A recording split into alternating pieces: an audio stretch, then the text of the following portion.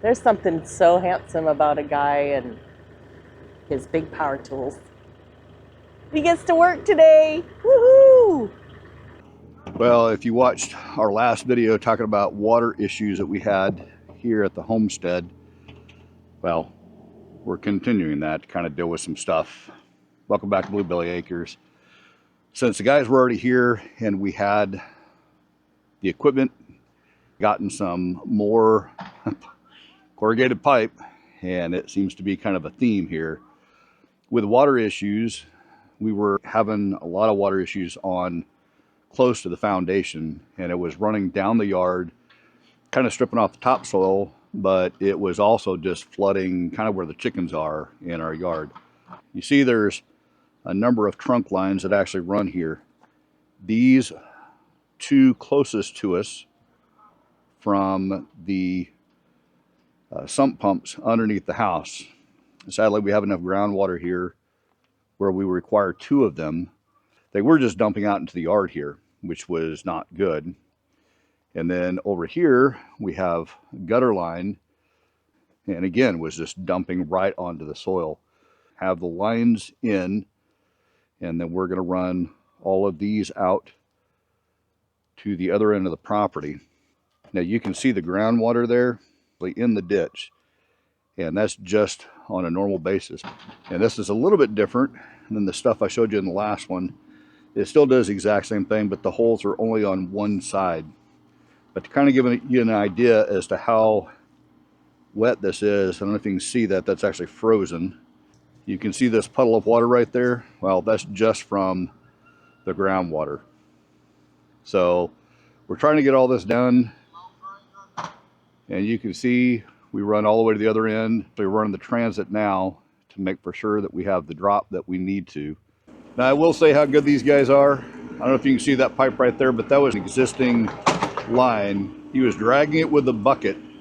He was able to fill that and stop before he broke the pipe. We think it's an old French drain that was for the yard here. But quite honestly, didn't know that it even existed.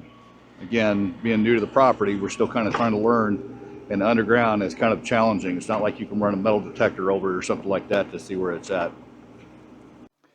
This here's actually what you're looking for. They came through and dug this all out. You notice there's a lot of roots in here. Of course, that's from the trees on the property line, but the water is running, and that's good. What they'll end up doing is they'll put corrugated pipe in, but you have to have a fall, and this has to be as smooth as possible. And these guys are good enough that basically, if you look at the bottom of that, I mean, that's dug with an excavator, and it's smooth as you can possibly imagine.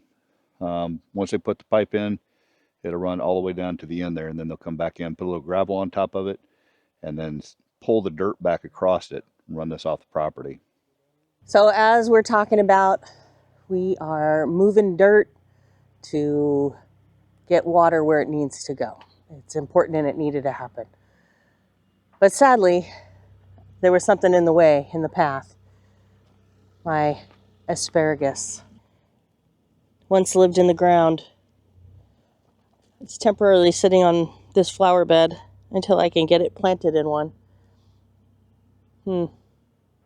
Has anybody successfully transplanted asparagus? I'm curious. Comment below. Thanks. Well, the project is almost done. They have the drains in, the gravel is in, and the dirt is mounted up. Normally you want to mound this up and leave it for a few days, at least, if not longer. The rain will actually come in, but this allows for the dirt to soak in.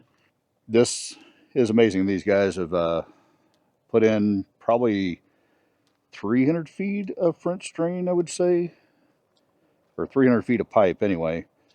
But now this all soak in, it'll get flat. We'll put grass seed over it and hopefully get our yard back in shape, and maybe the chickens will be happy that they don't have a pool, or who knows, maybe the chickens will miss the fact that they have a pool.